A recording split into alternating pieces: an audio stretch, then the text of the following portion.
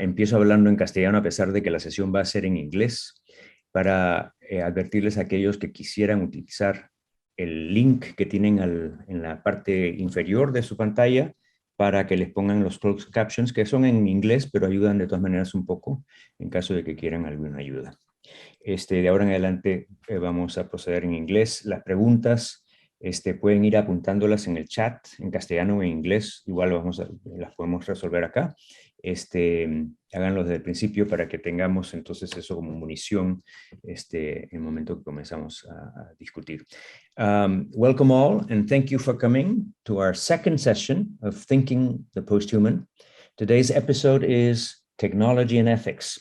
And I'm very excited to have our two guests, both committed to the topic that concerns us today. Let me introduce our first speaker, although before I should say, we're going to have 20 to 30 minutes, the speaker will present, and then afterwards we'll have something like 15 minutes of discussion, and then we'll pass to the second speaker and do the same with that presentation. Okay, so let me introduce our first speaker, is Kevin Lagrandeur. He's Professor Emeritus of the New York Institute of Technology, Fellow of the Institute for Ethics and Emerging Technology, and co-founder of the New York Post-Human Research Group, of which La Red Latinoamericana is a part. He's author of Artificial Slaves in 2013, and with James Hughes of Surviving the Machine Age. And his presentation today has a title of An Ethics for Revolutionary New Technologies. So Kevin, welcome. Please, you have the floor. You're muted.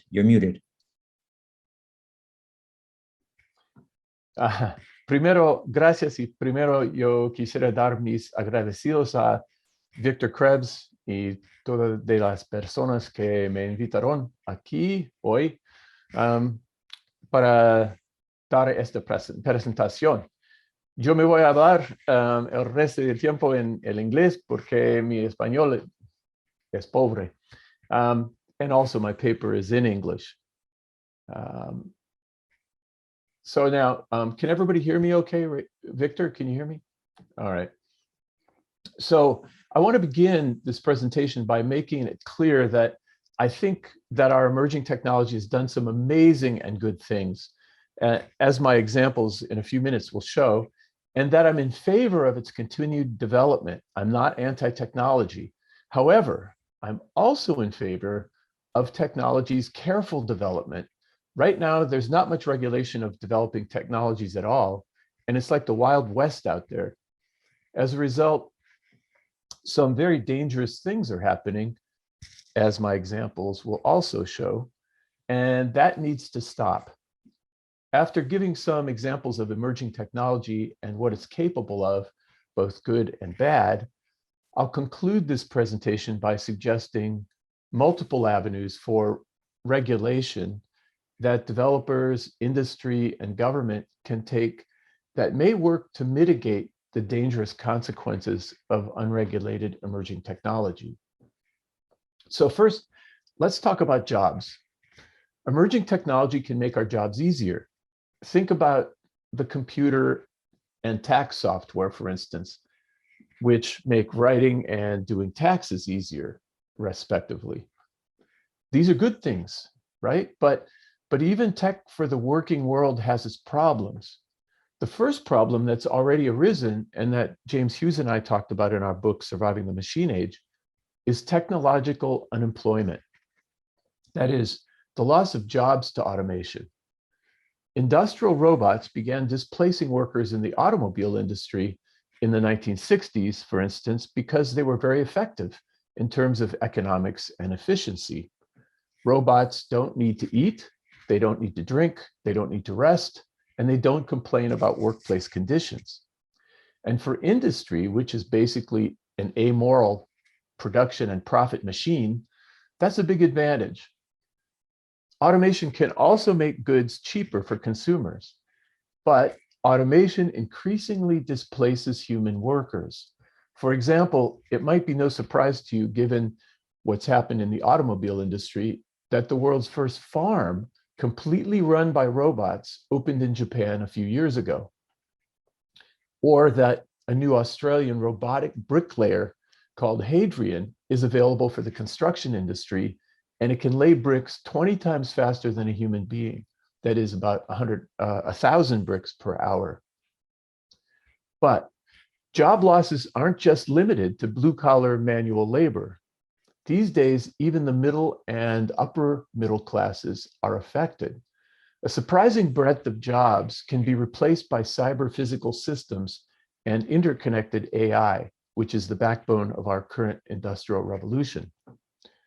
In our current environment, for instance, increasing numbers of university-educated workers in the financial industries are being replaced by software that can do their jobs faster. Algorithmic trading, for instance, which is done by computers in the stock markets, is now very common in the United States, and human commodities and equities traders are losing their jobs as a result. Even journalists are being replaced by computer software. In January 2016, the Associated Press, AP, revealed that a software program called Wordsmith has been rolling out content since July 2014 without any human intervention. And these articles look and sound like they're written by human beings. So this Wordsmith software, made by a company called Automated Insights, has been generating 1,000 stories per month, mostly about financial matters and also sports, because they're very data oriented. And that 1,000 stories per month is 14 times more than the previous manual output of AP's reporters and editors. So in terms of sheer productivity, humans just can't keep up with this kind of technology. Now, the rate of technological unemployment has not only increased over the last decade, but it also stands to keep increasing in the near future. In a widely cited 2013 study, two Oxford economists who are pretty famous, Carl Frey and Michael Osborne, estimated that almost half of all American jobs could be automated in the coming couple decades. Now, I use America as an example, both because it's studied a lot and because it's very technologized already. This study has been replicated with similar results for other countries. The Boston Consulting Group, for instance, another group that studies the economy, also projects that within just 10 years, rising productivity of automation will lower labor costs and demand for human labor by an average of 16% in the countries comprising the OECD, that is the Organization for Economic Cooperation and Development. Now, the largest impacts will be in South Korea, China, the US, Japan, and Germany, which are automating very rapidly. But other countries will be affected too, to a lesser extent. Aside from technological unemployment, there is also the problem of the unintended consequences of hastily developed and deployed emerging technology used by business. And this is the thing I really want to focus on, is the problem of haste in deployment and the fact that there's just no time to check possible problems until the problems already appear, at which point the genie is out of the bottle. So this can be disastrous. For example, because of over-reliance on the automated algorithmic trading in the financial markets that I just mentioned, there have been numerous so-called flash crashes of the American financial markets over the past 15 years. And these have been pretty devastating.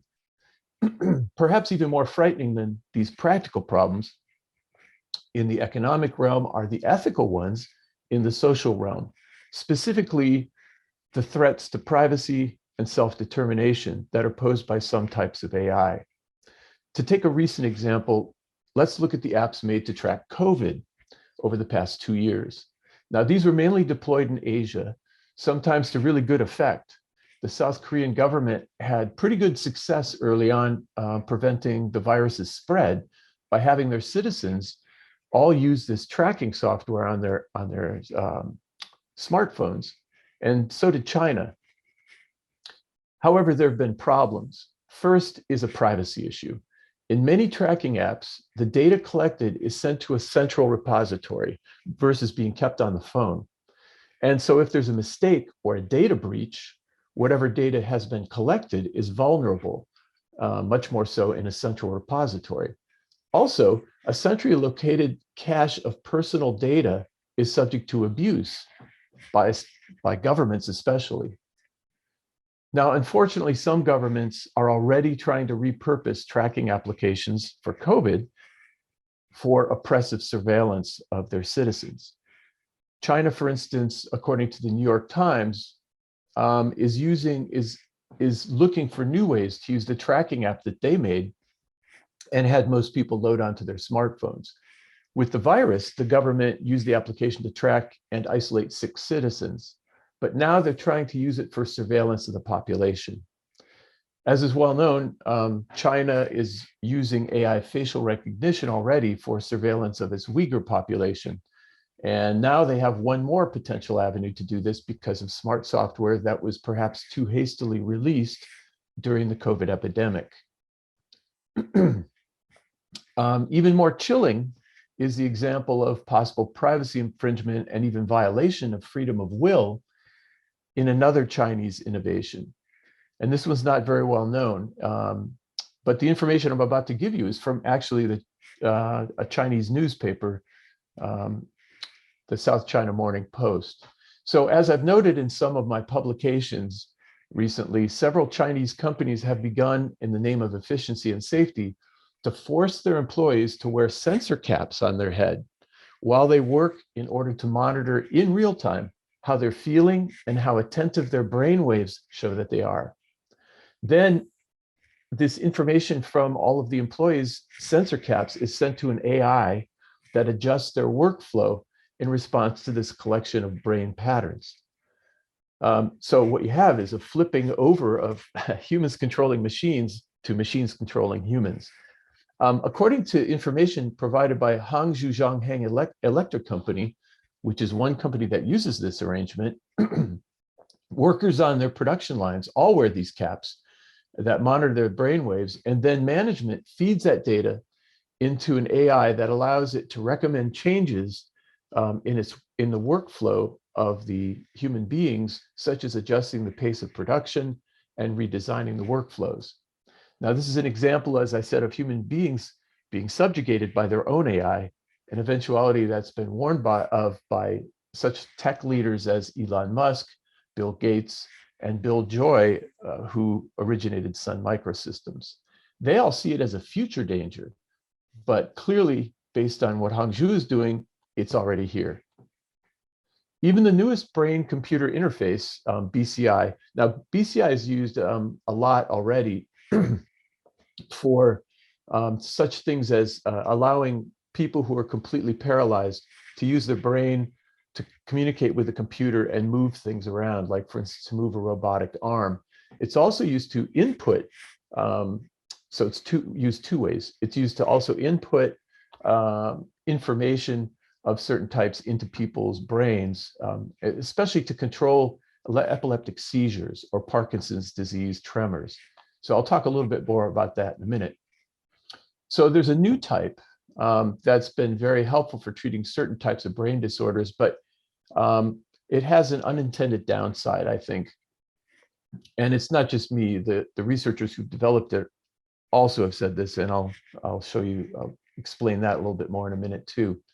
So this brain to computer interface are being used as a new generation of deep brain stimulation to treat mood and emotional disorders, such as obsessive compulsive disorder and depression, that are untreatable by other means. However, even this worthy use, and it is a great use because these people would be really out of luck otherwise, it raises some important ethical issues related to human autonomy and agency. So if an AI is controlling the brain's moods and the reactions a person has towards her environment, then patients and neuroscientists worry, is it the person or the AI being expressed at any given moment? Some neuroscientists working on this type of BCI point out that, and I'm going to quote here, this neuroscientist said, if an AI controller is added to the deep brain stimulator, one has effectively constructed a device that autonomously determines what the patient may or may not feel, end quote. Indeed, some patients who've been treated for depression this way started losing their sense of self. One said, quote, there are parts of this where you just wonder how much is you anymore. And you wonder kind of, how much of this is my thought pattern? How would I deal with this if I didn't have the stimulation system? You kind of feel artificial, end quote. So how can we protect ourselves from our own ingenious devices? Well, one way is to make even more use of intelligent technology to keep us competitive with AI for jobs and maybe even for existential viability.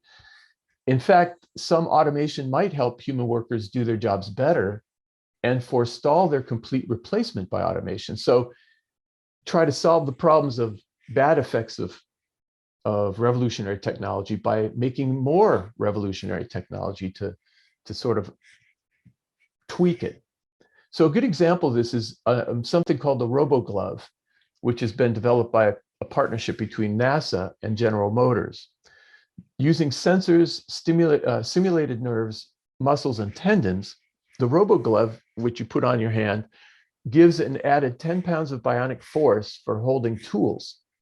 So it can help those with a weak grip to work better or longer on something like an assembly line. And it can also help prevent repetitive stress injuries. Good stuff, right? This idea of using cooperative robotics or cobots to enhance human productivity could help preserve some manual labor jobs, especially.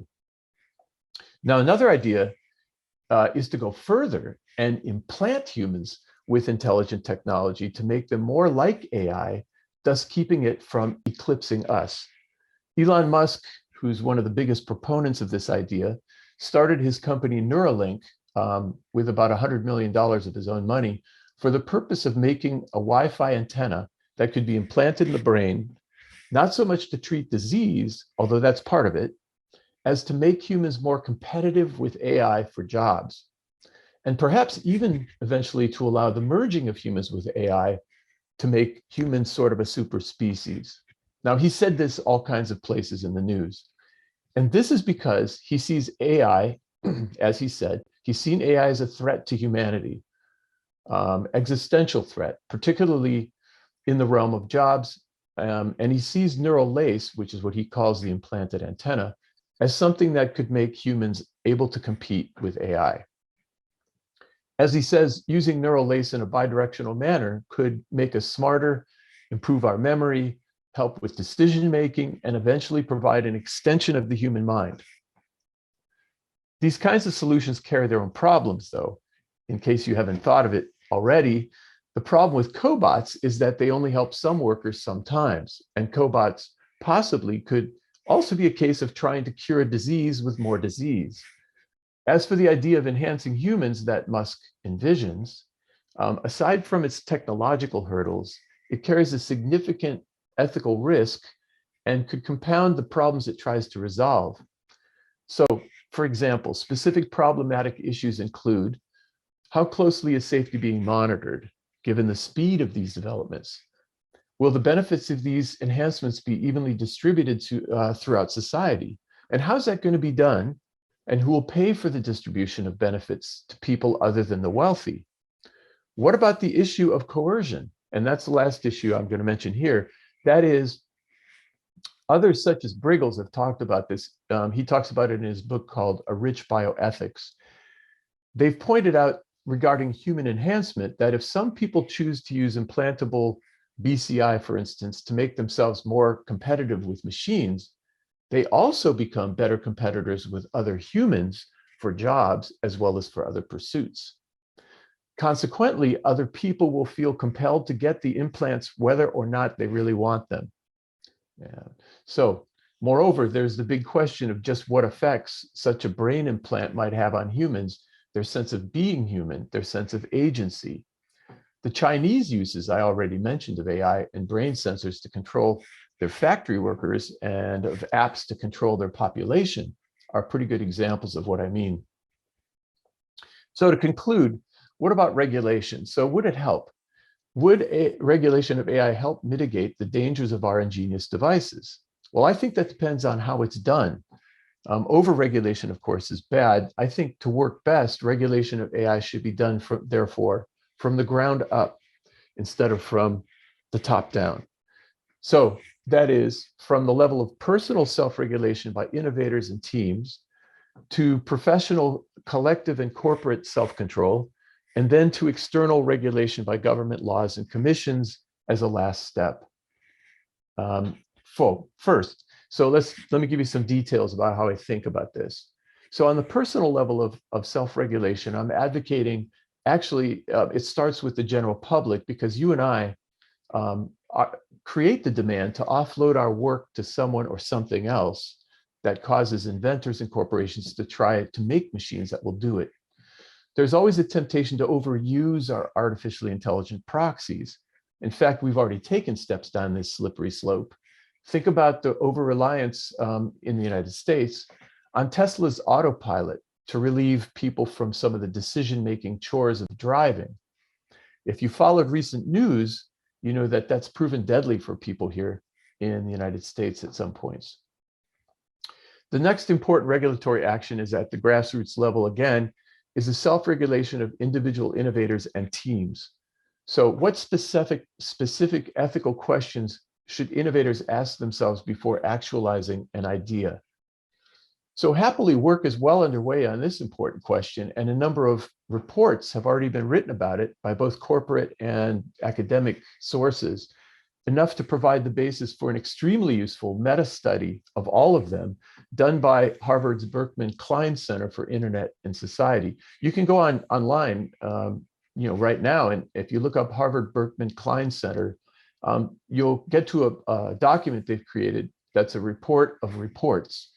This study compares the principles discussed in 36 different reports and condenses them into 8 key themes for how to control or be careful about technology creation. So these 8 key themes, let me just list them for you, for ethical development of AI are privacy, accountability, safety and security, transparency and explainability, fairness and non-discrimination, human control of technology, professional responsibility, and promotion of human values. A good example of how this can work is evident in how the corporation OpenAI is proceeding with its newest invention. Now, this just came out in the newspaper a couple days ago in various places, including the New York Times. OpenAI, which is also partly owned by Elon Musk, has created an AI that makes images on command. It's called DALL-E, D-A-L-L-E, in sort of a bow to the movie Wall-E. And it can create a realistic image that looks like a real photograph in response to a typed request. For instance, when one of its testers typed in the command, "cats playing chess," within minutes, the AI made what looked like a perfect photo of 2 kittens playing chess. I'm going to try and show you that right now. So let me share my screen. And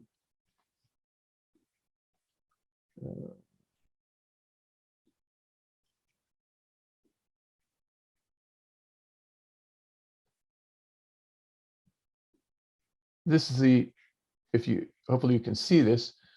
This is the picture it created, and it looks like a regular photograph of 2 cats playing chess. Very realistic.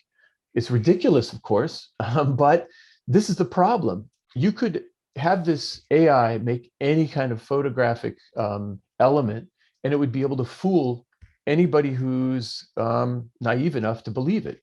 So the propaganda and disinformation opportunities here are tremendous. So, but what they've done that's great is to be careful about this is OpenAI first is only allowing a few people access to beta test this so that it doesn't get out in the public too easily and too quickly. Second, they put this watermark down here in the lower left-hand corner. It says image generated by AI to make sure that people can't just borrow this image and try to fool people with it. And they're doing several other things, including putting filters on so that if you type in an association of words that seems dangerous to the filters, it will disallow you to create an image.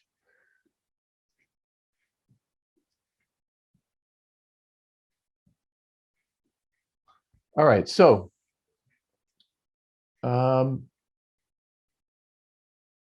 so to their credit, the corporation realizes that this prototype is capable of great human or great harm in the wrong hands. Think about what it could do to bad actors with, in terms of encouraging them to do bad things. So although such a system could help companies improve search engines, digital assistants, and automate new tasks for graphic artists and programmers, it could also be used for bad purposes. It could create convincing deep fake images of people. It could also make generating convincing disinformation very easy. So this is why the head of their research division, Mira Murati, said they've already built limitations into it. It's not a product, she emphasizes, it's a prototype. The idea is to understand capabilities and limitations and give us the opportunity to build in mitigation, like filters and so forth. So I think that's great. And it's a good example of what can be done by corporations. So there are two last important regulatory categories after those I just mentioned. These are collective self-regulation by professional and collective entities like academic units with whom developers work and with whom to whom they might have to answer, like corporations and academic associations. And next, regulation by larger third-party bodies of our society, like government regulatory bodies. But even with the best of intentions by developers and their agencies, not all problems become evident before releasing an application. So post-release regulation by corporations and probably some kind of external body like has been created for atomic weapons and atomic energy might be necessary. So we have regulatory bodies for other types of inventions that can pose risks, like Underwriters Laboratories in the United States for electrical appliances, or the FAA for flights and airlines, and the FDA for food and drugs. Why can't we have something like that for AI? I realize this statement's probably causing developers out in the audience there to roll your eyes, and indeed regulation of research by external bodies who neither understand nor care deeply about those things can be annoying and counterproductive and just plain silly, slowing down helpful technological progress. But in the end, some sort of third-party regulation is going to be necessary because some AI applications like facial recognition or deep fake videos are just too easy for bad actors to use. There are some models for this already, and I'll finish by just noting them specifically. One is provided by Alan Buchanan's, what he calls Global Institute for Justice in Innovation, or GIGI, which is discussed in his book called Beyond Humanity. This institute would license companies to distribute emerging technology, especially those meant to be embedded in human beings, and make sure by various means that such innovations are used and distributed fairly. Another model, promoted by Oxford philosopher Nick Bostrom in his landmark article called The Vulnerable World Hypothesis, would be to regulate and license access to key materials for making dangerous innovations rather than regulating their output. This would have the possible advantage of discouraging bad operators because they couldn't get the materials to make things that would be problematic. But whatever we choose, I want to close by saying that we have to have some regulation. There's so much possible good in our smart technology, but we need to be careful to keep these applications humane, equitable, and safe. Thank you very much. Thank you very much, Kevin. We have a couple of questions already in the chat that we might start with. The first one is from Rodrigo Esparza, from Monterrey, Tecnológico Monterrey. How can we, if it is possible, escape the technological creative imagination when the concretion or materialization of that creativity can be counterproductive for human beings and the environment? Yeah, I don't think there's a good answer to that. I think, it's walking a very fine, you have to walk a very fine line to, as I think I said at the end of my presentation, to make sure you don't, defeat creativity and new technology that's possibly helpful by regulating it. So just like we do with atomic energy, I mean, nuclear energy can be a very positive thing if it's done right, and it's very hard to do it right. Um, but when we regulate it, we have to regulate it without preventing new innovation. I think a better example would be appliances that we make, or new automobiles. In the United States, we've had a lot of mishaps and accidents with self-driving vehicles, people being killed in test drives and things like that. But people get hysterical about these accidents. But when you think about it, put it in perspective, one death by a self-driving vehicle is compared to 40,000 deaths per year in the United States by people driving their own vehicles. So, I mean, that's a lot worse. So anyway, I think we creative people need to be protected by not over-regulating and by having maybe some avenues in the regulations where people can challenge something if they think it's unfair. I hope that answers the question. Let me just dip my spoon in here. I have this thought that whenever we talk about regulation of technology, there's something that we're missing that has to do more, perhaps, with a more fundamental question. I mean, these are the things that I tie to that. For instance, the ideal that technology would make possible would be that human being would have more time for doing other things than working, right? Whereas we see technology almost always in terms of how productive it's going to be. So there's this notion of productivity that makes, for instance, privacy, when privacy is taken away, as an issue because they're going to control your privacy, right? But isn't the issue with the loss of privacy as a really deeply psychological change in the way in which society is starting to think of itself? I mean, if privacy really is under threat, is the answer to try to protect it, or to try to see what is going on with that change? Another way to put it, we think of technology as something that we use, that we create, that we have outside of ourselves. But if we really take into account, well, I mean, McLuhan said, it's an extension. He starts thinking about it as an extension, so that technology is not external from us, and anything that is wrong with technology has to do with where it's coming from. So that actually the reflection on what the danger of technology is not so much about what its consequences are. Of course, that is an important, urgent question. But the more fundamental question is, how do we relate what is happening with technology with our own consciousness of ourselves, of what our culture is supposed to be up to? I mean, why is it that we see the problem with technology taking away jobs, that what is the problem? I mean, isn't the problem there that we don't know how to use that advantage for us to pursue other ends? You mean, for instance, what Schumpeter called creative destruction? My background, my first background was economics, and he made a good point that a lot of innovation, like for instance, these industrial revolutions we've gone through, 4 of them now, each one causes some sort of creative destruction. That is, you destroy certain jobs, but then on the ashes of those jobs, new jobs arise that use the new technology more effectively. I think that's going to happen here too.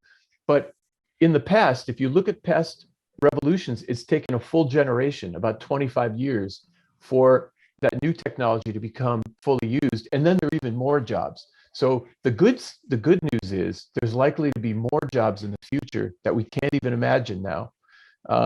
So redefining, I think what you're talking about, if I understand you correctly, is redefining what's acceptable and what's not in terms of privacy and in terms of job, in terms of technology doing jobs. Is that right? That we need to redefine what's okay and try to look at things in a new way that integrates with the technology over time? Or rather start thinking about technology in terms of different priorities that we are able now to establish. Not so much, I mean, because it seems to me that the question with technology is always and always in conjunction with the issue of productivity. And I think that may be the problem itself. I mean, we're assuming that as a basis when that should be questioned. I mean, why do we see technology as a means to progress when technology really is something that has to do with the extension of human potentialities, which are not just working, but also have to do with how we conceive of ourselves, how we relate to the environment, to other animals, and so on. Yeah, I agree. And I think that, of course, I think cultural viewpoints are really important here. And of course, I'm an American, so my cultural viewpoint is American. I was raised in the middle of thinking about everything in terms of productivity. I'm I'm in the middle and raised in a capitalist society. And so, as the new Marxists would say, I was interpolated from the beginning, always and everywhere, to think about things in terms of productivity. And it's perhaps necessary, I think, to get viewpoints from other cultures, Latin America, Asia. I think they might have different viewpoints on this. Right. But I agree, a capitalist society like America's always focuses on productivity first. Right. And that might be part of the problem that the post-human is trying to look beyond. I have a question here from Gabby that's related to this, I think, issue. She writes, Neil Harbison points out that in his case and in others, cyborgs use technology to achieve abilities that other animals possess, and advocates a trans-species ethic. I wanted to know, what is your opinion on it? I think Harbison is an interesting guy. And he, if I remember right, he's the one who has an attachment on his head to help him see. He's colorblind, and he has different sounds transmitted to his brain to help him understand colors, which is really cool. I think he's a very forward-looking guy, and I kind of agree with him on this topic, that taking on board a certain amount of technology to help us understand other species and maybe also imitate their abilities could be mind-opening for human beings. I think, again, like I said in the presentation, it depends how it's done. Somebody, Fatima, says technology is already being used for unethical purposes, even though regulations already exist. Wouldn't it be inevitable that it'll still happen as technology evolves, especially due to powerful companies and people? Yeah, I agree. But I mean, do we just throw up our hands and say, okay, I give up?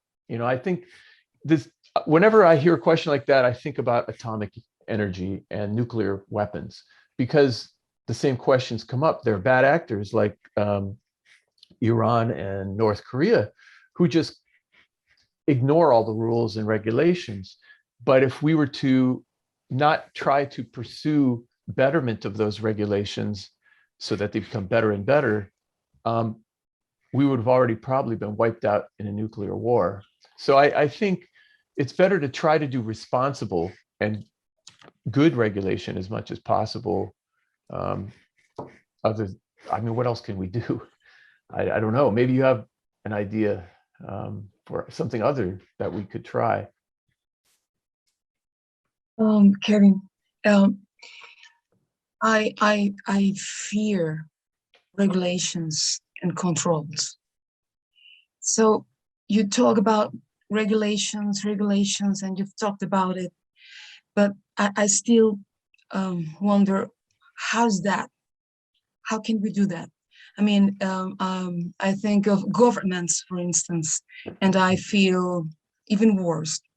So in a practical way, how can we do that? How can you regulate? How can we regulate or control? How is that possible? Well, I think the best, without destroying our freedom, our inspiration, how can we do that?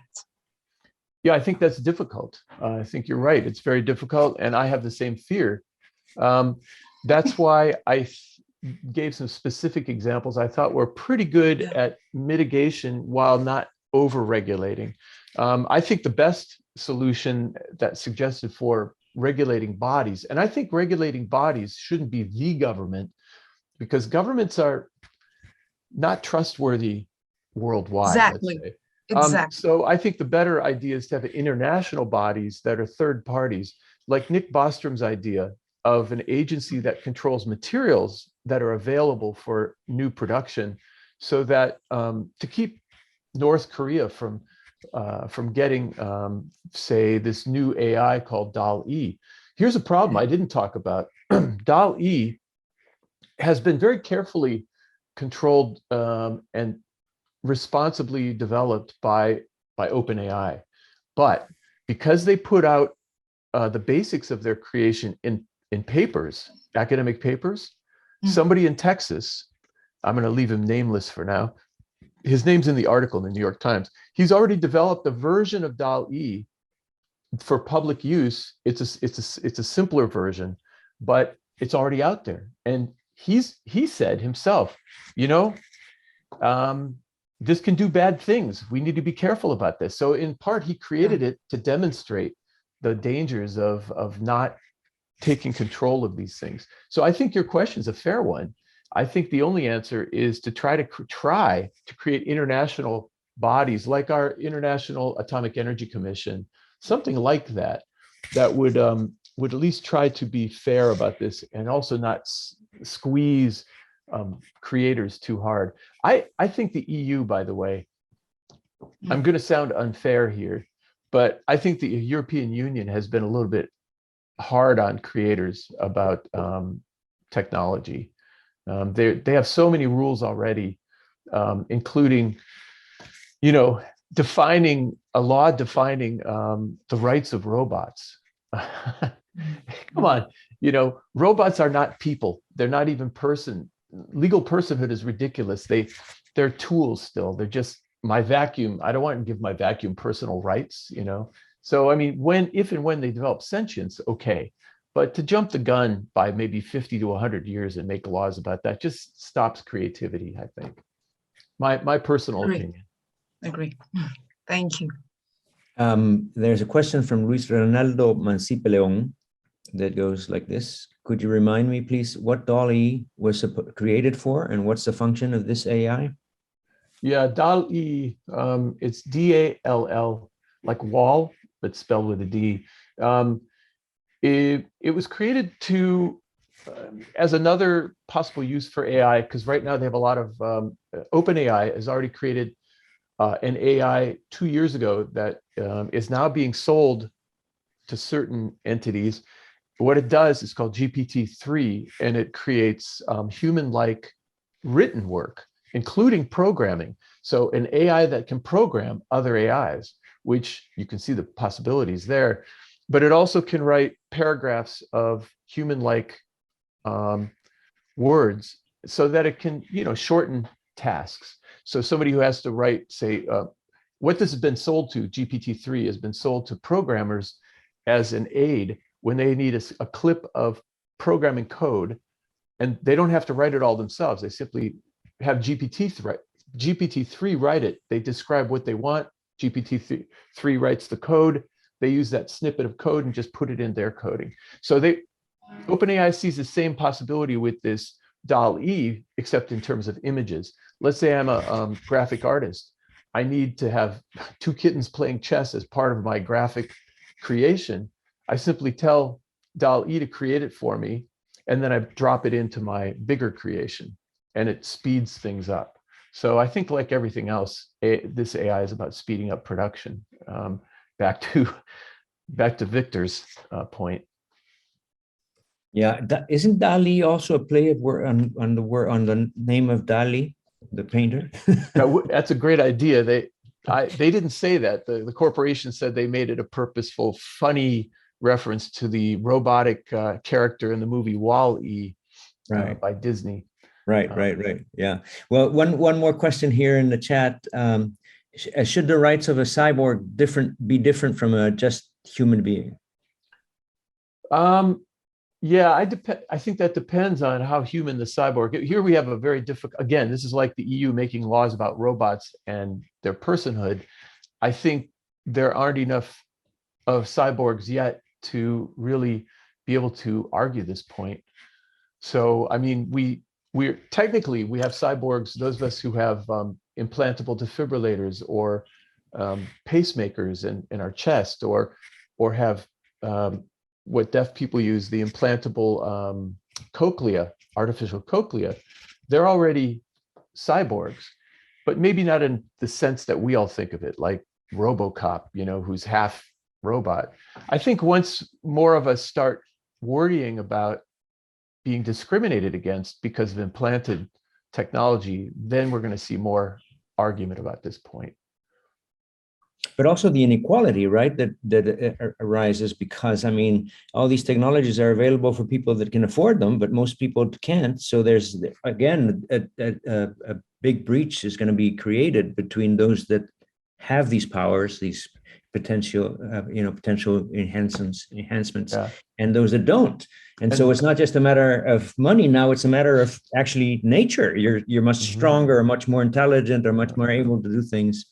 And I agree with you 100%. In fact, that's my biggest worry about technology is economic inequality will be exacerbated by the haves, the wealthy people, having even more power to gain wealth and power, social power, than they do now.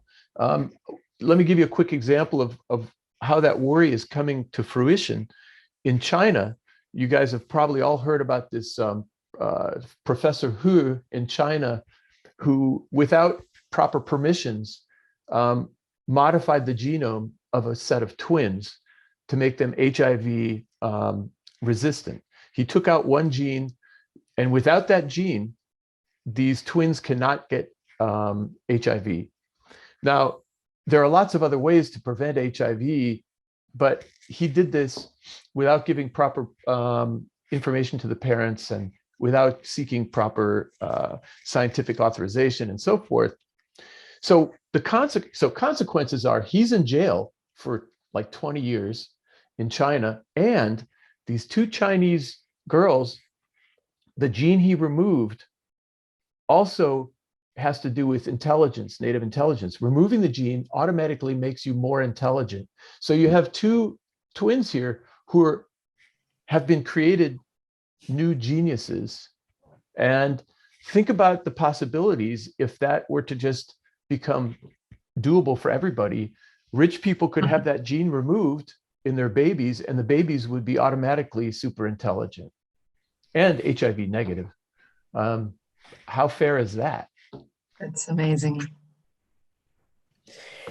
All right. Well, if there are no more questions for this session, we can still ask Kevin later at the end. But then I should introduce our second guest, who's Gianluca Mauro, a man with a cause. He is author of Zero to AI and the founder of AI Academy, which is dedicated to making artificial intelligence more democratic.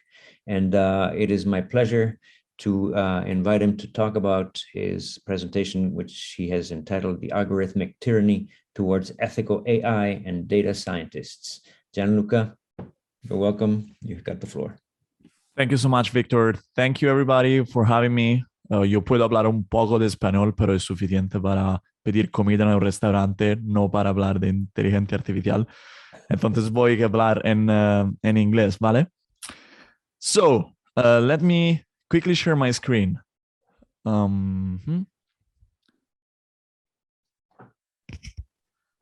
me know, can you guys see my slides and hear me? Yes. Good. Okay, so Victor said already some things about me, but I want to share this slide just to give you an idea of the fact that I come from the industry. So what I do is I help organizations use AI. So I spent the last 6 years of my life, or 7, trying to help organizations use artificial intelligence. And then I'm starting to spend the more recent months trying to make them slow down, try to make them think a little bit more. And so what I want to do today is trying to turn all these conversations into something slightly more practical. So I want to open the black box of what is modern AI, try to explain you how this works, and go deeper into 2 specific cases of where AI actually brought harm to people for real. So let's start with what I call the engine of good and evil. So what is the engine that is powering modern artificial intelligence, both the good and the bad applications? And this engine is called machine learning. This is basically the set of techniques that power 99% of the applications of AI that we see today. And so to do that, I need to explain you first briefly what is the main concept behind traditional software development, which is how we wrote software for basically the past 50 years before AI became a thing. And so the idea is the following. You as a human, what you had to do in traditional software development was first coming up with a task. A task is something that you need to do with your software, a goal that you have. I made this very simple example. I want to build some software that helps me calculate how much taxes I need to pay. That's something that I want to do, something that I want to get done. Okay? In traditional software development, the human needs to do another task as well, needs to find out the solution to that task by himself. So software developers like me or like my friends need to, in this case, go and read all the tax law of whatever country we're working in, and then try to turn all these laws into code that can be understood by a computer. But this task of finding a solution is up to the human, it's up to the person that is building that software. And then last, this is just when the computer actually starts doing something. It finally just executes whatever I instructed the computer to do. Now, this is traditional software development. AI has this promise. Let's see how this kind of application will be built using AI. Humans still have the agency of deciding what is the task that they want to do. What is it that they want to get done? What is it that they want to build? What kind of application they want to have? The hope, the promise of AI is that finding a solution to this problem, finding a way to solve that task is not anymore a task that we need to do, but it's in the hands of a computer. It's in the hands of software. Now, traditionally, there have been a bunch of different applications, a bunch of different ways to try to get this, to try to make computers solve problems for us. And historically, a lot of these tests, a lot of these approaches have failed until in the 2000s, roughly, this new approach called machine learning started to really gain traction and started to really work properly as we would like. And the idea behind machine learning is really simple in its core, is to allow computers, allow machines to learn in the same way that we do. And we learn from examples. If you think about this, this is an example that freaks me out every time I think about it. I'm sure that all of you learned your mother tongue, whether that's Spanish, English, or Italian in my case, from our parents. And we did that from examples. We listened to them speaking, and our brain was so powerful that it was capable of, by itself, learning how to speak the language. Then just later on, when we go to school, we learn the rules that we subconsciously learned years before.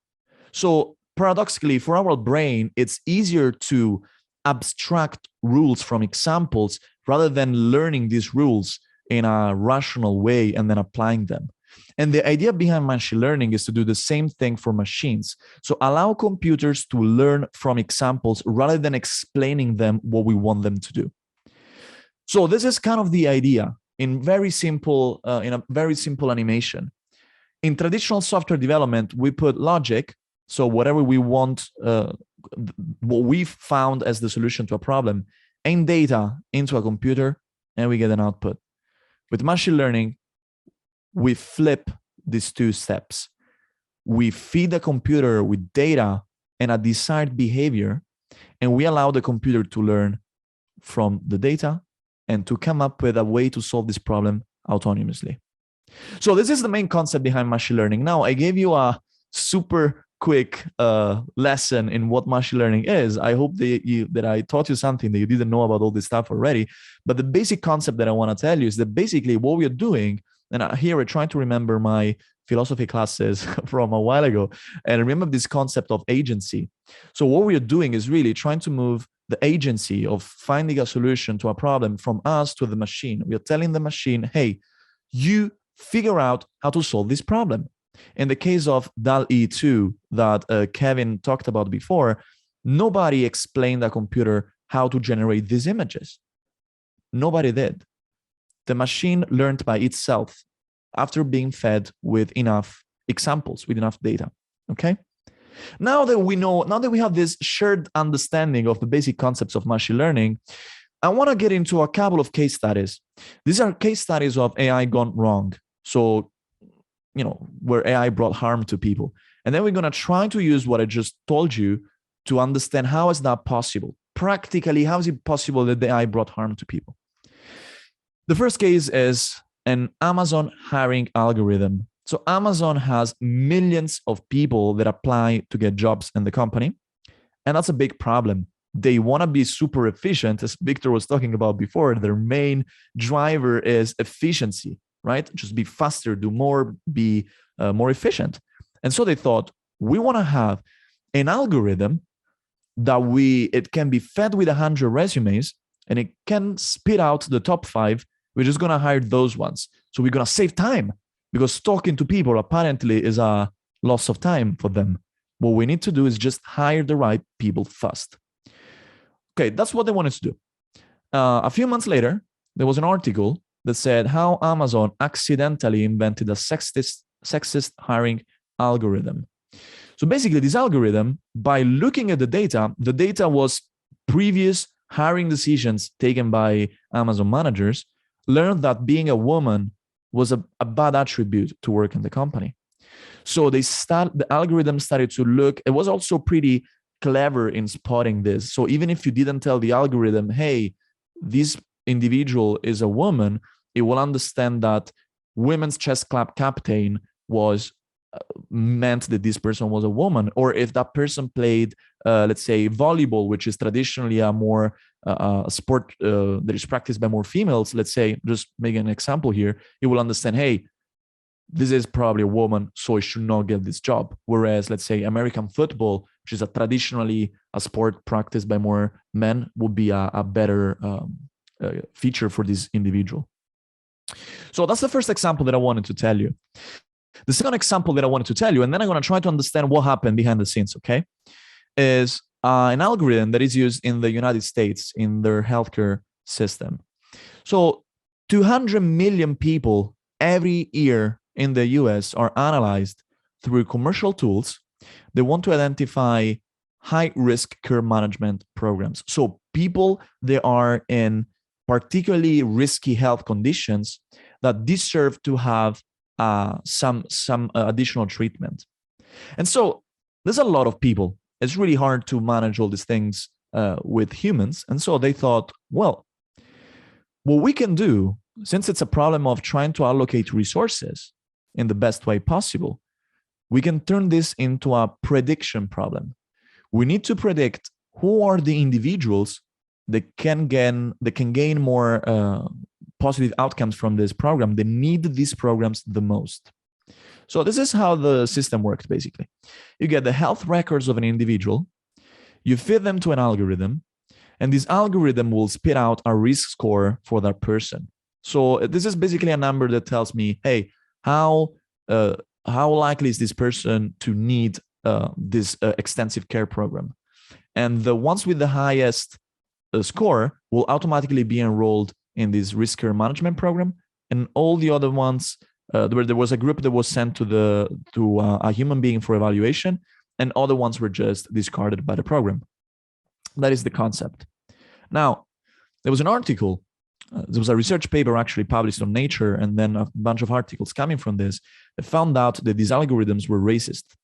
So for the same health conditions, they will rank people of color with a lower risk score than a white person. So white people will be facilitated in accessing these kind of programs. Now, this is basically something that has happened for years. So I'm pretty sure that people died already because of this algorithm. Okay, so this is not something that it's gonna happen eventually in the future. This is not theory, guys. That's what I'm trying to say. This is stuff that has happened already. So now what I want to do is I want to try to understand who's evil. Where's the problem really? How is it possible that this super smart technology failed so miserably in these two cases? And so I want to give you I want to first talk about the Amazon hiring algorithm, okay? So this is some data that I found about the European Union. In the ICT industry, so in the technology industry, just 19% of workers are women. So the algorithm was fed with previous hiring decision from Amazon, and turns out, big news, right? That Amazon managers, being a tech company, were a bit sexist. So they tend to prefer men to women applicants. The algorithm did nothing more than picking up this human bias. This is a human bias, okay? It learned it from the data and it just kept doing the same thing. Nothing more, nothing less. Let's talk about the healthcare application now, because that's interesting. So imagine that you are tasked with building this algorithm. You need to do something that predicts the level of risk for a person, of health related risks. Well, you need data about this risk, and it's really hard because there's nothing, no test that I can do that gives me a super nice number that tells me this is my risk. It's very complex. And so the data scientists that were tasked with building this algorithm thought, well, I'm going to use the medical expenditures of these people as a proxy for their health. If a person spends a lot of money in tests and medical bills, that means that that person was sick. That was their assumption.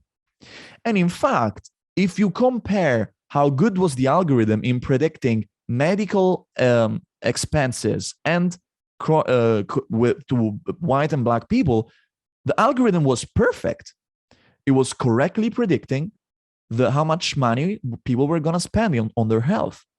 The biggest problem was that the health and the medical expenses were not 100% correlated. For the same level of medical expenditures, a white person in the United States on average is healthier than a person of color. You can look at it in another way. For the same level of health, a person of color in the United States spends less money.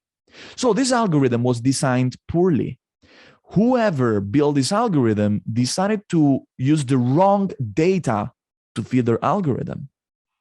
And so this is a problem of design. It's a very human problem. And so what is the problem again? I feel like it's important to look at the whole process behind AI today, at least. You always start with people. All this data, this healthcare data, this hiring data in the case of Amazon, it's always generated by human beings. So people generate data, then data scientists, who are, again, humans, use this data to feed it to a machine and create algorithms. And most people think that the problem is here.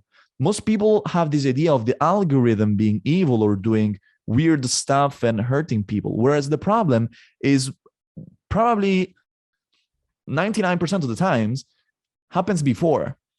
It happens either with the data that has been collected or with how these algorithms have been designed and built. So what? I want to close with three. It's really trying to provoke you a little bit because I don't have the answers to these questions, and I think that maybe some of you may have. So I want to try to start a conversation with these three ideas. The first one is that AI is really a mirror of society today, because AI today is built with data that algorithms learn from. Data, it doesn't grow on trees. Data is produced by human beings, period. That's how data is born, okay? But this is very weird phenomenon that I would like to tell you about. So I teach AI for a living. That's what I do. And I talk to thousands of people every year. Every time that I talk about these cases of bias and harm done by AI, people are always shocked. And what I don't understand is why, if I tell you that an algorithm was sexist, people get shocked. But if I tell you, hey, Amazon managers are sexist, it seems to have a less of an impact on people. It seems like a sexist decision done by an algorithm impacts people more psychologically than a sexist decision done by a human. It's almost like we tend to judge algorithms with different metrics than humans. The moral standards that we want algorithms and computers to adhere to are higher for some reason. This is something that I've seen a trillion times. And every time I tell people, hey, the Amazon algorithm is sexist, but hey, it learned from sexist managers. Can we talk about these managers now? That's the first thing that I wanted to try to poke your mind on. The second thing is the data is produced, collected, and selected by people. So it is this what I said before, machines have agency over finding out the solution to a problem, but we humans have agency over what kind of data we feed this machine and how we structure these problems. In the case of the US healthcare bias, well, that was evident to me. I mean, it's always easy after after people found out that there was a problem. So I don't know, maybe I would have done the same mistake if I was tasked with building that algorithm. I don't know. But today it seems pretty evident that that was a poorly designed program. And I think if we need to look back at the people building this technology. I think we need to start thinking not just about ethical AI, but ethical AI practitioners, ethical data scientists. And there is this thing that freaks me out. My sister, she's about to become a doctor. And so soon, a medical doctor, okay? Soon she's going to have to read the Hippocratic Oath, which is something that was written 3,000 years ago. And it tells us what a medical doctor should do in his or her profession. We know that doctors are people that can potentially hurt other people. And so these are the ethical guidelines that we want them to follow. There's nothing even remotely close to that for data scientists. Yet data scientists can hurt potentially hundreds of millions of people just by clicking enter on their keyboard. Yet they have no ethical training and no ethical guidelines to adhere to. Most of these guys that build this algorithm are white dudes coming from universities like Stanford at 22 years old, going into Facebook and Google and start pushing code. And that's a problem. And I think we need to look at these people. Who are they? Are they trained? Do they know how to think about these problems? And then the last thing that I want to try to poke you on is I'm thinking about the problem of hiring bias in the case of Amazon. Okay. And I think, okay, let's suppose that we are, this is not easy to do, by the way, that we have an idea of what a fair hiring decision would be. What does it mean to be fair in hiring people? Now, we have two options. One is trying to get there by changing the culture of all the managers at Amazon. And good luck with that. It doesn't seem an easy task. The other one is employ an algorithm and fix the algorithm. Now, algorithms are not easy to build, I can guarantee you. Worked on them for a while. It's not easy, but it's math. In the end of the day, it's a bunch of numbers. So I will argue that paradoxically, fixing an AI algorithm is easier than fixing the culture of these people. And so I'm wondering what happens if we start deploying these more ethical versions of these algorithms into society.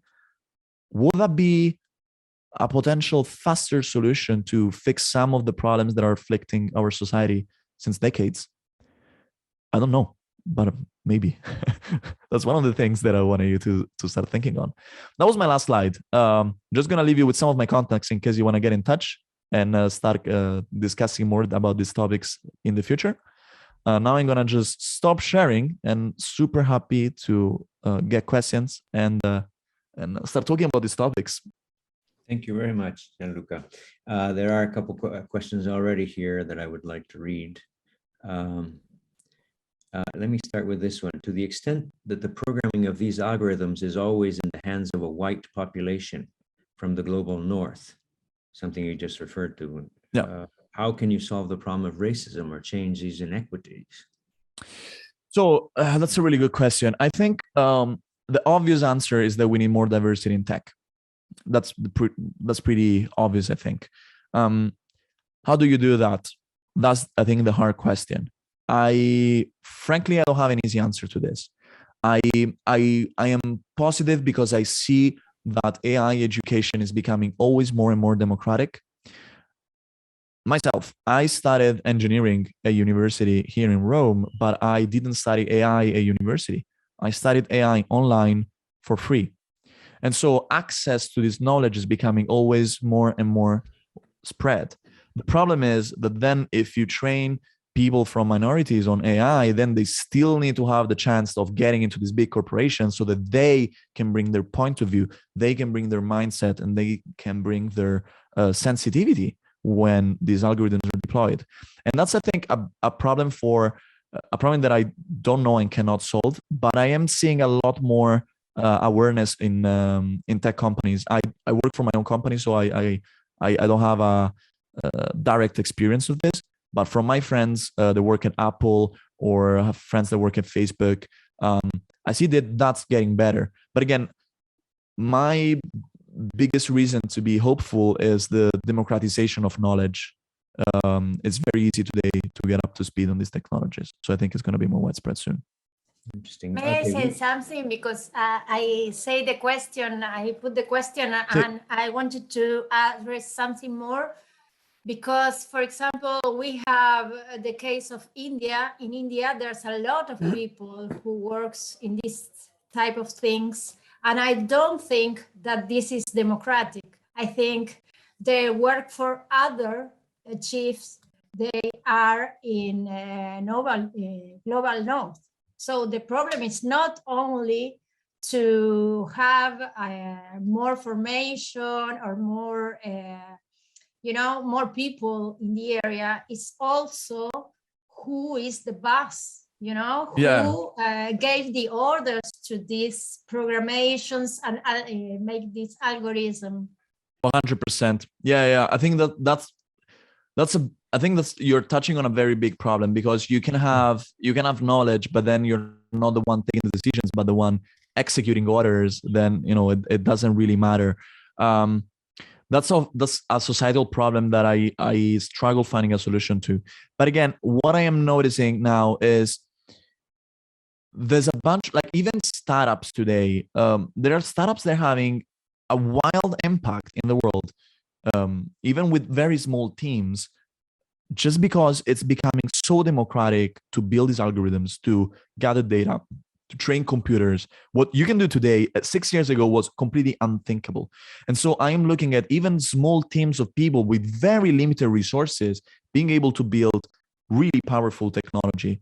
So I think what you're saying is correct, and that's a problem. I don't know how it's going to ever be fixed. But what I'm seeing is also the other side. So the small teams becoming always easier to fight with the big giants. Let's put it that way. Could I also say something here? And, we've been talking about algorithms, and you've been talking about algorithms. But one of the big problems with, with bias in this stuff is the data source. I mean, data bias is a big problem. And one of the, the biggest problem is where do you get the data? And what they've been doing so far is programmers have been using data by scraping it off the internet. And the problem with that is the internet is dominated by white, wealthy people like me, I guess. And so for facial recognition, it was never very good. Facial recognition AI wasn't very good at first at identifying anybody but white people, because they scraped it all off the internet, and that's what they had, was a bunch of white people. So they didn't have good examples of people of color or Asian people. And so that famously, AI facial recognition at first misidentified Black people as animals and things like that, because it just didn't have the right data. So I think that's another problem. Where do we get the data? And is there an alternate place to get it that will cause our data to be less biased toward white people? I think there's an additional problem on top of that. I know we're layering problem over problem over problem, and I don't know if we're ever going to talk about a solution at some point. I like to be optimistic, but OpenAI, for instance, so the developers of DALL-E 2, of GPT-3, the top of the pops of AI research, they're pioneers in this problem of bias. And when they release these algorithms, they always have a little section about how they cleaned the data to make sure that, racial slur or pornographic content in the case of DALL-E 2 is excluded, which, if you think about it, it's changing the data set by filtering. And filters are never neutral. There's someone, another rich white dude, who's deciding what to take off from this data to make it less biased. But by making it less biased, he's actually taking a very conscious and rational decision. It's really, really hard to try to fix this kind of problems. I think my point of view is that a lot of the times, even just having this conversation has been extremely valuable, because it forces you, like now we're being pretty high level, but when you're forced to define what fair means, just that conversation, it sparked so many interesting ideas.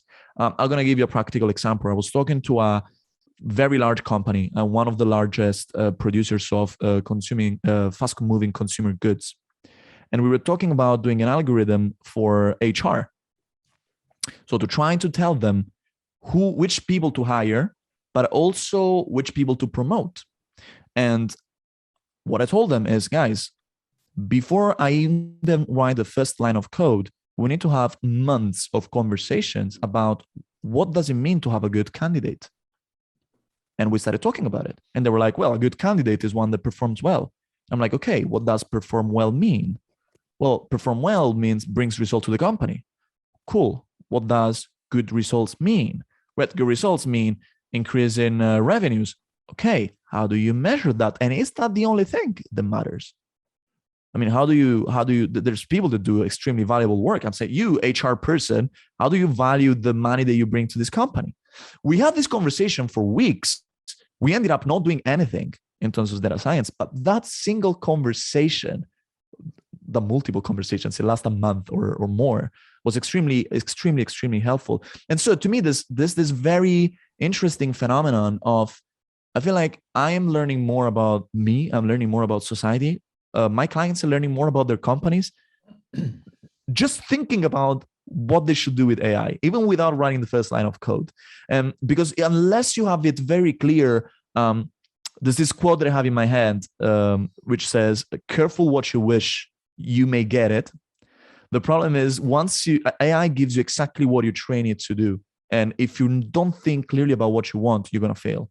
That sentence is not from a great philosopher, it's a Metallica song. So that's why I'm always a little bit ashamed about, a famous sentence by James Hetfield. But I think it explains really well the problem. AI, I see it almost as, you set it up, and then whatever you set it up to do, it's going to keep going in that direction. And so it's really important that you pick the right direction. Let me pick up on an issue that I raised at the beginning with Kevin that I think also comes up here. And it has to do with the emphasis we have in our discussions about this. I mean, you are right, and I think we all agree that we have to see AI as a mirror of society, right? As a mirror of whatever group of people or species is in charge of the technology we're talking about. But if that is the case, then all the darknesses and opaquenesses and contradictions and paradoxes that we see in technology, I mean, the biases we acknowledge in different cultures and so on and so forth, should be seen as a task. Don't you think it should be a task that has to do with not much more than with our conscious mind, with our unconscious? I mean, I'm saying here, we have to consider technology not just from a practical, pragmatical perspective. We have to see it as a psychological event where there are dimensions that are present that we have already the tools with psychoanalytic theory, for instance, to understand the relation between what is unconscious and what is conscious. I mean, there's many theories, of course, it's not one single, but at least there's an approach that says to us, this object of study is not just a material thing, it is a living conscious and unconscious complex. And so if we want to really change things, it's not a matter of just regulating and saying you can't do this, because there's the unconscious. It's always going to be sabotaging that unless we're aware of it. So my question, if there's a question behind this, I hope there is a question behind this. Don't you think that together with the things that you are proposing and that you're doing, and Kevin himself in his own presentation, don't you think that there has to be a layer of psychoanalytic understanding and a task that has a psychoanalytic dimension that has to be added to this reflection on how we can change what's happening with technology? Absolutely. I think this is a very complex topic. I think what I was selling before, it's a great example of this. Like the fact that me and my client, when we were trying to think about what does it mean to hire well, if you think about it, we were analyzing our own biases by at least playing with the idea of building this algorithm. So the algorithm was not the most productive thing that came out of that conversation. We didn't even do it. It was almost like the exercise of building an AI became almost a tool of psychoanalysis for us. We were thinking about what problems do we have in hiring people? What biases do we have? Do we always pick people from the same universities? We have this bias that Bocconi University in Milan brings out the best business people in Italy. Is that true? Is that like that exercise was, I think, very similar to psychoanalysis in this case. And I think thinking about how the AI could go wrong made us think about how we may be wrong in our past decisions. And it's hard to pitch it that way to clients, because obviously they're going to look at you and they're going to look at me like I'm completely crazy if I tell them, hey, we're going to do psychotherapy by thinking about an AI. But it does work. And I've left a lot of rooms, especially when I go to university and I try to talk about the problem of bias, especially with gender bias in algorithms, where people live and they're like, Joe, really? Like, especially guys that had never thought about these issues. They're like, is it really true that there are these biases in the way that we speak? And I'm like, yes, the AI algorithm learned from you as well. Are you on Reddit? Yes, cool. Your text contributed to create these biases. And people start thinking and start working on themselves. That's happening, but I've never thought about it as I never thought about marketing it as, hey, let's use AI to think about ourselves. I think you're thinking about it in a way that is pretty novel, and we should definitely start using more. Well, good. Mafe Aguirre has her hand up. Mafe, you have the word. Thank you. I agree with you, Victor. And I work with AI, robots, and spirituality. So I think it's very important to address not only that it seems like we are seeing technology as the new other, and we are forgetting that technology is actually coming from us, is part of our language, of our evolution. So I don't think it's only like mirroring society, it's mirroring the individual and the mind. And things that we probably don't know yet about ourselves. And another thing that I think is important is also to think about what is the consequence of, even conceptually, all these languages. When you start to study any programming language, you start to think and see a lot of philosophical concepts. And there is also in science this problem that of abstraction, of course, like we forget that behind numbers there are people, and these people have, lives and all the impact that we can have. So I wonder if you think about, or if you reflect about, not only the economic impact of society, of technology, but also in the realm of the spiritual. Like, what is the implications of having a life driven by these ideas. It's like a new realm, a new reality, a new layer that is like happening in front of us. And I wonder if you have anything about Absolutely. So this is probably the first time that I try to explain this idea that I have in my head since a while. So it's going to be interesting also to pitch it to this audience. So I've been thinking about these two different things.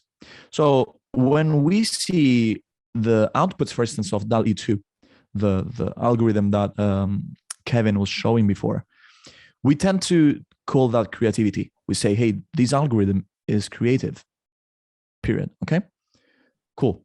When we see somebody who's a very good coder that can write code, we say this person is very smart, because we tend to associate coding with something intellectually complex and hard to do.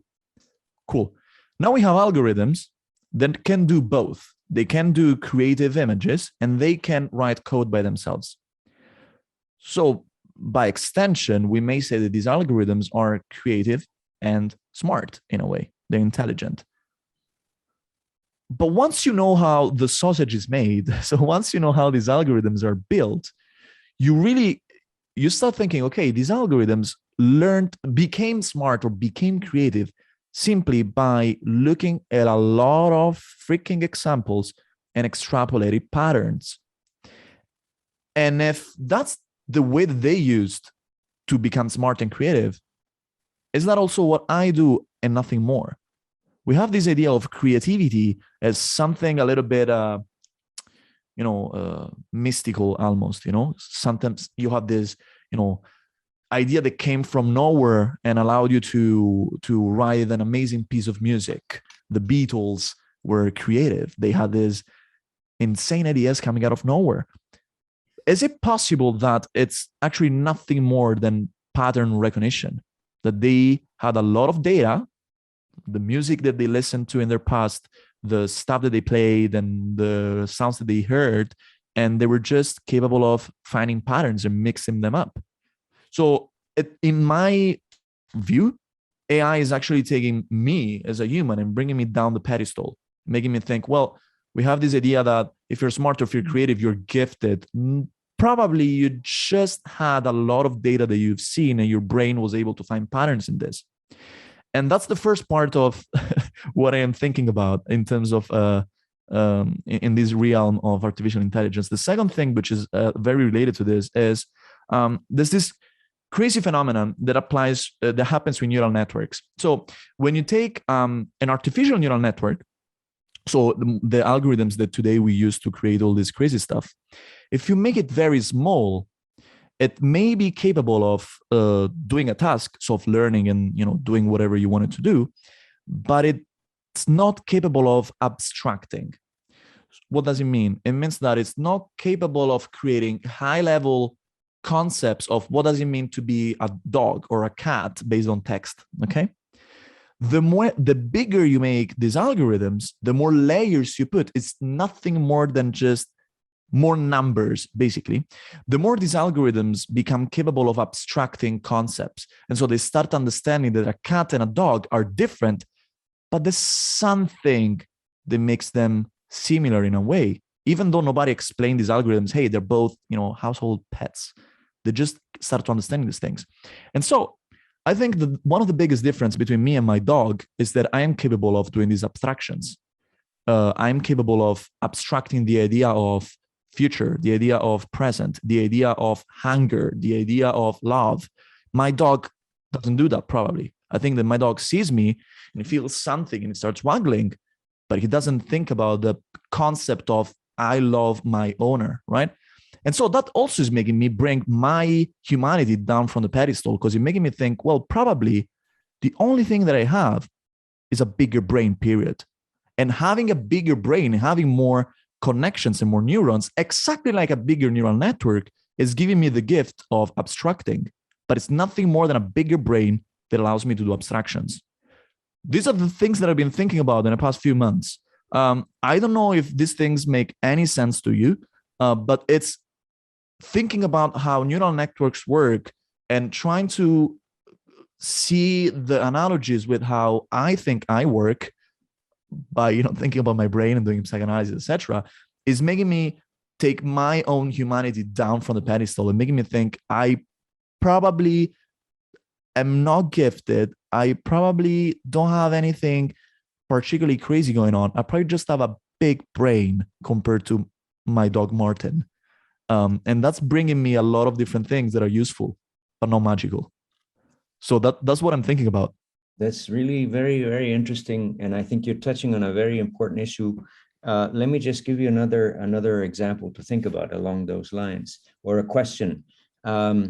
You see, I mean, think about dreams. Dreams, you say, you know, creativity has to do with something coming out of nowhere. That's what happens. No, you're thinking of it in terms of a pattern recognition, which is very appealing to me also. I mean, maybe it's just pattern recognition, that some brains have better ability to do that, and so therefore they're more creative, say, right? And you can understand that in terms of different people with creativity. Some have more imaginative minds, as it were, right? So it's appealing to me. But what do you think of, for instance, the difference between a dream that you have one night and that same dream but coming from a video generator? Say, Yeah. you know, say you remember, I don't know, I mean, you remember a friend from your childhood, and you see him in your dreams. Now see a video of your name. Now, my question is, don't you think that there is, in fact, even though they're exactly the same thing, right? There is something about the, I want to say aura, quality of the dream that you have that comes from your psyche, and the dream that, I mean, maybe I'm just trying to make something special of humanity in a way that you want to bring it down, right? I don't. Okay, so there's an artist who made a work called Algorithmic Dreams, and what this person did was, by the way, maybe I'll tell you a little bit about how these algorithms generate new stuff. So how the way that they generate stuff is that they first learn by taking pictures of dogs and saying this is a dog. Picture of cats, this is a cat, etc., etc. And then you input white noise. You input completely random numbers. And then you ask them to tweak these things based on what they learned in the past. And they start modifying this noise until they get to something that the algorithm says, hey, this reminds me of something closely related to what you've seen. So, but the input is noise. And then the processing of the noise is whatever they learned in their experience. And these artists, there's something that they called algorithmic dreams, or something like this. Maybe that's not the exact name, I don't remember. But what he did is he took the sentence "in my dream," he gave it to an algorithm and allowed the algorithm to keep talking, and then he took that sentence and gave it to another algorithm, and he asked this algorithm to create an image out of that. But the input was "in my dream" plus random noise. And that's what came out. And it came out dreams that I was like, Jesus Christ, this could totally be one of my dreams. He also did try to do "in my nightmare," and obviously everything changed. And so I think there is a possibility.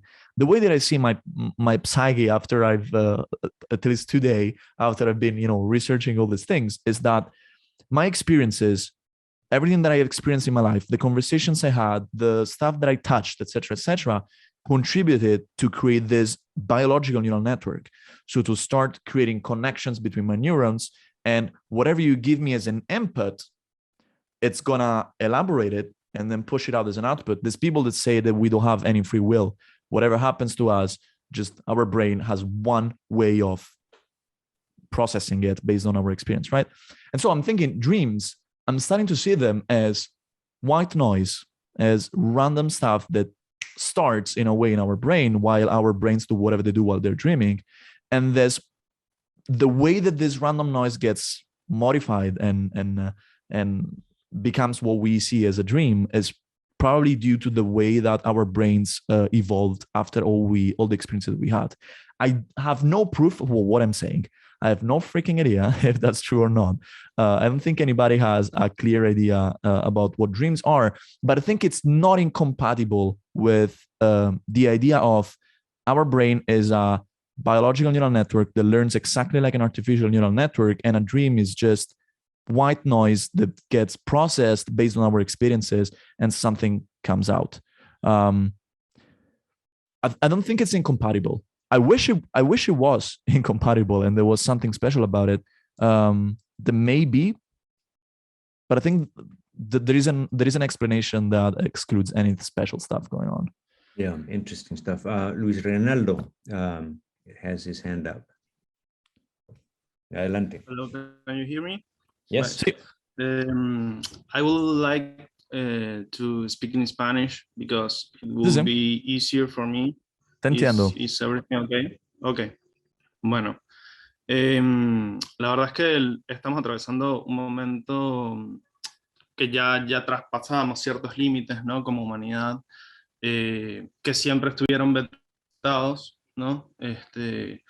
Que van desde alcanzar el cielo, llegar a la luna, qué sé yo, y esa expansión tecnológica que ha tenido la humanidad ha sido también inmersiva. Y en ese sentido, lo que ha traspasado ya los límites de la virtualidad, que es lo que genera la data, ¿no? Ha conseguido acumular distintos comportamientos, ¿no? de la humanidad que no necesariamente son la data común pensada en productividad económica, sino que cualquier manifestación antropológica ha alcanzado de alguna manera un espacio, ¿no? Dentro de la virtualidad y el Internet. Hay un libro de Marguerite que se llama Escape Velocity, en el que tiene un ensayo sobre neopaganismo, tecnopaganismo. Y bueno, si pensamos que incluso la religión, la economía, las relaciones eróticas, sexuales, todo está pasando a un registro virtual que acumula data, creo que un poco lo que habría que intentar con la inteligencia artificial es de alguna manera mirar a la humanidad con desengaño, ¿no? En relación a todos sus posibles complejos y las posibilidades que tiene también para aprovechar estas tecnologías de la mejor manera. Ahorita Byung-Chul Han sacó un libro que se llama Infocracia, ¿no? A propósito de el régimen capitalista de producción que antes de la revolución tecnológica, digamos, que estamos viviendo, era un régimen de efectividad. No es efectividad la palabra exactamente, pero bueno, el régimen actual es de información. Y esa información ciertamente está filtrada de una manera manipulada por los gobiernos, y es algo a lo que es difícil escapar, ¿no? Pero habría que pensar entonces una ética de la inteligencia artificial, así como idealmente una ética para la economía y para la ecología, que son abstractas todavía, pero creo que, como dice Gianluca, las posibilidades de que el Internet conecte distintas personas de distintos lugares, ¿no? Como puede ser el caso de este mismo encuentro, ¿no? Facilitan quizás que exista un tipo de diseño, ¿no? Porque como dijo Gianluca, los problemas que se producen con la tecnología de inteligencia artificial es un problema de diseño. Y si ese problema de diseño puede ser prevenido o ampliado, ¿no? Con un real conocimiento, o no un real conocimiento, porque no hay un real conocimiento, pero con una atención filosófica, antropológica, psicoanalítica, que enfrente, ¿no? Cómo manejar esta data. Creo que es por ahí por donde quizás pueda haber una posibilidad de hacernos con esta tecnología que ya nos tomó del todo. O sea, ya hay una cantidad de cosas que han transgredido el límite de la virtualidad y distintas manifestaciones humanas, tanto positivas como negativas, ¿no? O sea, el bien y el mal tienen lugar en el Internet a montones, ¿no? Y es difícil identificar a veces qué es lo bueno, ¿no? A partir de cómo se presenta en Internet y en la virtualidad. En fin, eso era lo que quería comentar. Y bueno, hay una charla que creo que es interesante ver si les interesa, de James Hillman, un psicoanalista norteamericano, que se llama Changing the Object of Our Desire, en el que, bueno, plantea un poco una visión desengañada de la humanidad, no desengañada del todo, pero bueno, de una manera psicológica, que nos hace pensar, ¿no?, en la manera de referirnos a las cosas como nuestra propiedad, ¿no? Y en ese sentido la privacidad, y bueno, por ahí si quieren profundizar más en eso, creo que eso es un buen... Vamos a ver, es que has cubierto un gran espacio. Ahora vamos a ver qué cosa es lo que escoge Gianluca. Gianluca, what would you like to comment on this? Yeah, no, same. I think it's this like a trillion different things that we could potentially take this conversation on. I think two things that I really liked about what you said is the first one is more than thinking about how to use technology ethically, I think we need to think about what do we actually want. And I see that the big problem in tech companies is they think, I have a technology, how can I use it? And it's very rare that you see people that think, I have a problem, how can I solve it? So it's very different, you know, looking at technology and thinking, okay, let me apply this thing everywhere, instead of thinking, okay, what do I actually want? Where do I want to bring society? Does it make, do I really want to allow everybody to rent a room in their house? Is this what I want? And then causing prices of houses in Barcelona to go through the roof and nobody can afford a home anymore. Is it really what I want to do? You know, I think that's the first thing that I think it's important. The second thing you talked about this kind of threshold, like a moment where technology is the concept of escape velocity. And I think I wanna talk about one thought that I heard on Twitter some days ago. Somebody was talking about the concept of the metaverse. We have this idea of the metaverse as a place, as some sort of virtual area where we interact, and maybe what we are doing now is it could be called as the metaverse. This person said, what if instead of being a place, it's a moment? What if it's not about time, it's not about space, it's about time? What if metaverse is a moment where our digital life, our digital interactions start becoming bigger, larger, and have more weight than our physical interactions, and that our, let's say, normal, let's say, I don't know what's normal anymore. But when I started thinking about this, I thought, shit, I'm in the metaverse already. I do 90% of my work on Zoom. Or on emails, or, sending stuff around. I wake up in the morning, make coffee, turn on my laptop, and that's how I live. And then I have lunch, and then I stop having lunch, go back to work, and then I maybe see my girlfriend, go to the gym or whatever I do. But most of my work is already in this digital shared reality that we have. And so I think if you start thinking about it that way, as instead of a place, of a moment in time, then I think we already reached escape velocity. I don't know how to live without the internet. I have no idea how to buy groceries, how to move around, how to talk to my friends. I will be completely lost. Fun fact, once I went to visit Yosemite, and I booked a hotel, and I went to Yosemite, and there was no internet in Yosemite, and I had no freaking idea what was the name of my hotel. I had to drive 2 hours out of Yosemite to get some connection, find my booking, and then I was like, shit, that was the name of my hotel. I completely forgot. Like I already live in the metaverse. So if you start thinking about it in this way, this has happened already, and it has happened at a speed that was insane. It has happened in 15 years. So yeah, we will talk about this for like a week. Yeah, we could very much so, and it's been so interesting. I want to thank you both, Kevin and Gianluca, for being with us in this conversation. There's so much we can talk about. Unfortunately, we have to we have to end it. I wanted to read something that I totally agree with here.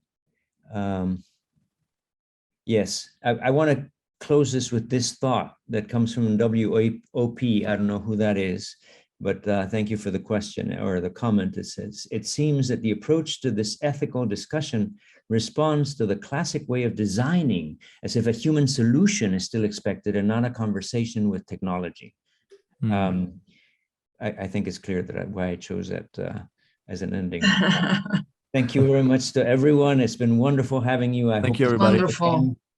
Wonderful. Thank you for very inviting much. us.